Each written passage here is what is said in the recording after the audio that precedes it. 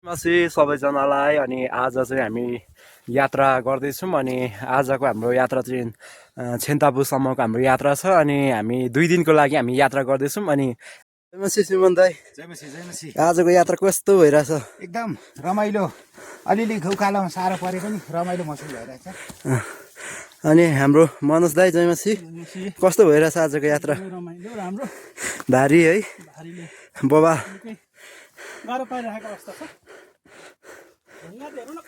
साजन दाइ जयमसी जयमसी आजको यात्रा कस्तो भइरहेछ एकदमै रमाइलो भइरहेछ तर अलिक गाह्रो पनि भइरहेछ भारी बोकाइले होइन जयमसी प्रदीप कस्तो भइरहेछ आजको यात्रा एकदमै एक्साइटेड हामी चाहिँ अब 2 दिनको लागि हो हामी सबै कुरा हामी बोकेर हिँडिरहेछौँ अनि ओड्ने ओछाउनेदेखि लिएर खाने कुरा हामी सबै यहाँ चाहिँ नाक ठोकिने उकालो छ आम्मामा गाह्रो परिरहेछ हाम्रो दाइहरू तल उफ्दै उफ्दै आउँदैछ अनि अहिले चाहिँ हामी खाजा खाँदैछौँ अनि बिस्कुट खाजा अनि बिस्कुट खाजा खुवाइ बबाल छ है के बोक्नु भएको छ अरे त स्पेसल तपाईँको त्यो अनि चाहिँ निकाल्नु न त्यो चाहिँ सिमन दाई अनि हाम्रो मनोज दाई बिस्कुट यो चाहिँ खाइराख्नुपर्छ बिस्कुट खाजा अहिले चाहिँ हामी स्टेप खाजा खाँदै हिँड्दैछौँ है हाम्रो खाजा चाहिँ फेरि खालको छ नि अनि यस्तो दामी हिमालहरू हेर्दै खाजा खानु पाइन्छ अनि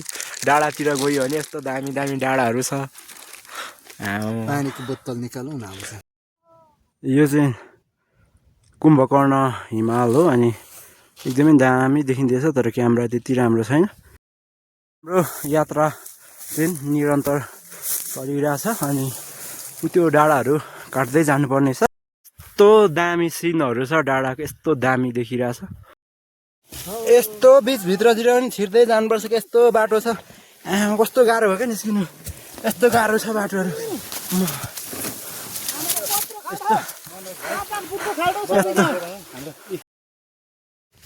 यो पनि एक प्रकारको गुराँस नै हो अनि यो चाहिँ तलतिर पाइँदैन तर यो एकदमै हाइटमा एकदमै लेक एकदम हाइटमा चाहिँ यो पाइन्छ फाइनली हामी चाहिँ अब भने छेन्तापु आइपुग्न लागेको छौँ अनि त्यो डाँडा देखिएको जुन डाँडाहरू छ यो डाँडा अनि योहरू हो त्यो चाहिँ छेन्तापु हो अनि यो चाहिँ साथीहरू लेकमा पाइने यो चाहिँ एक प्रकारको झ्याउ हो अनि हामी चाहिँ झ्याउ भन्छौँ अनि तपाईँहरूले के भन्नुहुन्छ अनि यो चाहिँ खानु पनि मिल्छ यो चाहिँ अनि यो बिक्री पनि हुन्छ 1000 रुपियाँ केजीले बिक्री हुन्छ अनि यो पनि एक प्रकारको अनि दबाई हो यो चाहिँ चिम्भिङ भन्छौँ हामी यो चाहिँ दबाई नै हो यो पनि बिक्री हुन्छ अनि यो लेकमा पाइन्छ यो पनि अर्ग्यानिक कुरा नै हो यो तपाईँहरूले त चिन्नु हुँदैन तर यो एक प्रकारको दबाई नै हो है यो यात्रा चाहिँ यस्तो बवाल भइरहेछ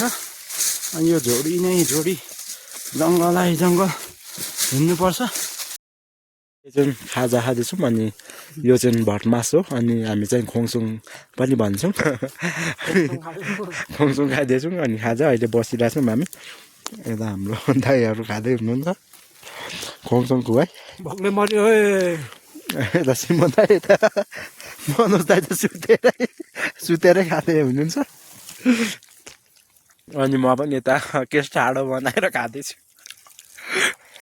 लागेर यस्तो भइसक्यो मान्छे चाहिँ एकदम साह्रो परिसक्यो यहाँको मौसम हेर्ने हो भने यहाँको डाँडा काँडा हेर्ने हो भने एकदमै बवाल छ अनि एकदम बवाल भिडियो गरौँ साथी भुइँको टुप्पीमा हामी बसिरहेछौँ अनि यो ढुङ्गाको सिनहरू चाहिँ हेर्नु न अनि कस्तो त्यो कहाँ बाटो छ यहाँ त बस्ने हो बस्ने होइन कि यहाँनिर गएर बस्नु होला होइन कि चाहिँ अब यो त बस्नु नि के यस्तो ठाउँ बस्ने विचार हो मलाई त जाडो हुँदै थाल्यो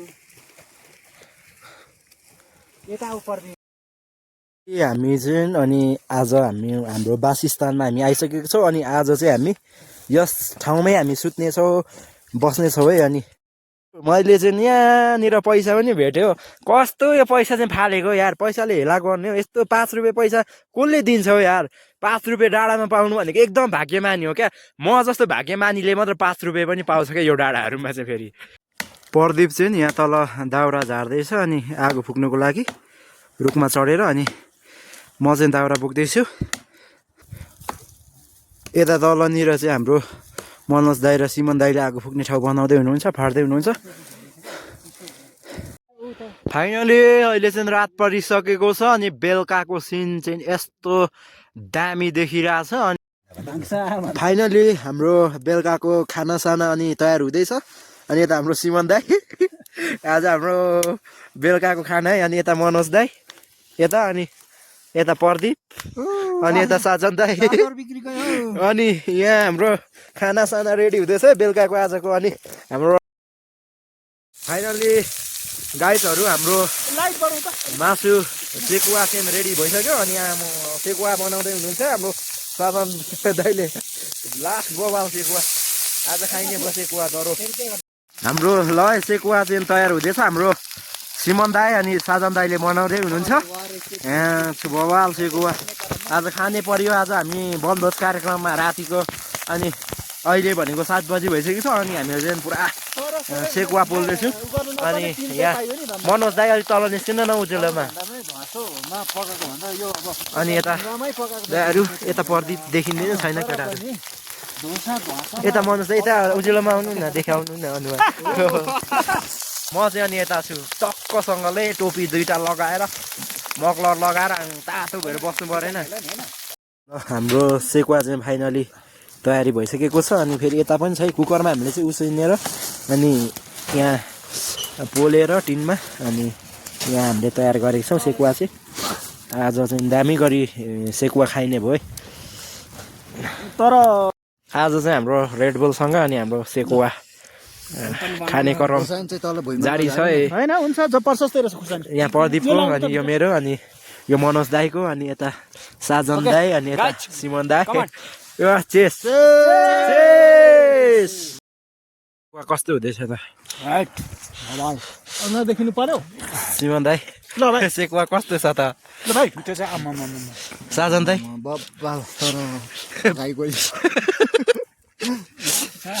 म छ अझै चाउनु चाहिँ हामी अचार सचार अमिलो पिरो पनि लिएर आएको। पिरो पनि हो मनोज दाई यता पिरोले चाहिँ काबु अझै छ है हाम्रो भाडा। केटाहरूले सेकुवा धन्काएको छ है। थाल रित्तो बनाइसक्यो। म चाहिँ वाक्क दिक्क भएर प्रदीप र मनोज दाई अति धेरै खाने। प्रदीप 1.5 केजी, मनोज भाइ 1 केजी।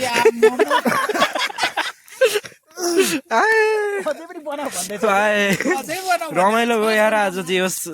रेडबुल साथमा एकदम बबाल भइरहेछ। अनि डल्ले खोर्सानीहरू भुब्रो ताप्नु चाहिँ मजा आउँछ। खाने भन्छ यो बनाऊ यहाँ उ तताएर अझै बनाउनु खोज्दैछ यो। पितो हुँदो रहेछ कस्तो खरो नि। फेरि यो एक मुठी नै हालेको रहेछ त। सेकुवा बनाउने कि नबनाउने? 2-4वटा त बनाऊ। बनाऊ मनोज दाई अलिक बनाउ सेकुवा। बनाएर खाऊँ बिहान खाऊँ न। ल हाम्रो मनोज दाई अनि प्रदीप चाहिँ थप सेकुवा पनि लिँदैछ है केटाहरूले। पनि बनाउँदै गर। केटाहरूले लियो कत्रा यतिको लागि त हो त मासु 10 केजी बोकेको। अनि खानु पर्यो नि, अनि कसले बोक्ने 10 केजी मासु भोलि? खानु पर्यो केटा, खानु पर्यो। माथि कति 6 केजी अझै छैन बाँकी। अनि यता हाम्रो सिमन दाई, हाम्रो साजन दाई पनि अख्राइसक्यो झन् अघि। यो हो नि त अनि कार्यक्रम त रमाइलो खाने क्रम। ल मनोज दाई लास्टमा पनि खाऊ। घुम्नु गएर ढिलो आएको फाइदा। ब्रो तरकारी फेरि हामी पकाउँदैछौँ। अनि अघि चाहिँ सेकुवा खायो, अब चाहिँ तरकारी। अनि हाम्रो भात रेडी भइसकेको छ। हाम्रो मासु भात फेरि रेडी भइसकेको छ। यता साजन दाईले दन्काउन आँट्नुभयो। मेरो पनि फाइनली आइसकेको छ। अनि ऊ माथि सिमन दाई हुनुहुन्छ। अनि यहाँ प्रदीप भान्से गर्दैछ। मनोज दाईको नि आएको है मासु भात।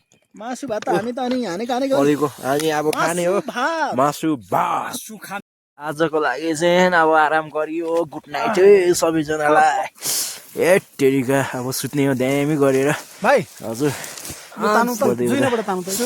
अब सुतियो गाइजहरू गरी सुतियो यस्तो दामी गरी अब सुत्ने हो फाइनली। अनि अब चाहिँ हाम्रो ओछ्यानहरू पटाउने कार्यक्रम हुँदैछ। अनि यता हाम्रो साजन दाईले, अनि यता हाम्रो मनोज दाईले, अनि यता हाम्रो सिमन दाई, हामी आगो ताप्दैछौँ। अनि यता प्रदीप छ भिडियो बनाउँदैछ, अनि म पनि यहाँ आगो ताप्दै। फाइनली गाइज बिहानको सिन चाहिँ यस्तो दामी देखिरहेछ। अनि यो चाहिँ भर्खर घाम उदाउँदै गरेको, यो देखिँदै गरेको चाहिँ छिन्तापु देखियो। हामीले यो दृश्य अवलोकन गरिरहेछौँ। अनि घाम चाहिँ उदाइसकेको छ है फाइनली। तर क्यामेरा त्यति राम्रो छैन, तर पनि एकदम खतरा देखिरहेछ। अनि हामी चाहिँ यहाँ हेर्दै बसिरहेछौँ, यो घाम उदाउँदै गरेको एकदम खतरा, एकदम बबाल, एकदम दामी। यो चाहिँ छिन्तापुको डाँडाबाट घाम झुल्किएको दृश्य हो है साथीहरू। यस्तो दामी घाम झुल्कियो।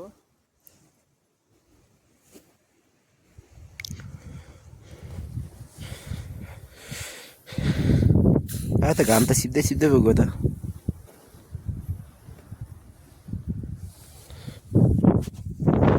किन श्री अन्त्य जानु पर्यो र यहाँ छिन्तापुदेखि?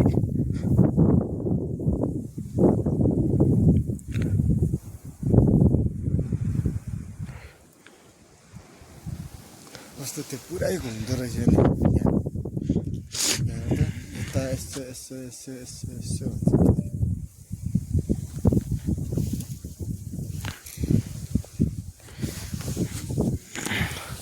हात पो गौरिँदैछ त। चाहिँ त्यति उ देख्दैन, आँखाले चाहिँ बरु राम्रो देख्छ क्या। यो चाहिँ प्रकाशको रिफ्लेक्सन